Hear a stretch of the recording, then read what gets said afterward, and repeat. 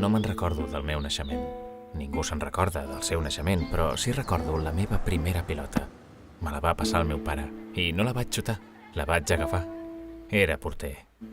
A l'escola era el raret, perquè tot i no ser gras ni ser un paquet, sempre escollia jugar entre dues motxilles, dues pedres o entre dues piles de roba. Vladimir Nabokov, que no va ser futbolista sinó escriptor, va dir que els porters són com un màrtir, un sac de sorra o un penitent. I jo afegiria solitaris, perquè només el banderí de córner està més sol. Patim sols, riem sols, celebrem sols, plorem sols i sols lluitem contra el nostre únic enemic, la pilota. A mi només m'abracen quan guanyo el duel dels 11 metres, però sóc feliç així. Sé que mai signaré tantes samarretes com un nou i que si diuen que vaig ser el millor del partit és que el meu equip ho va fer molt malament. Però m'agrada ser porter.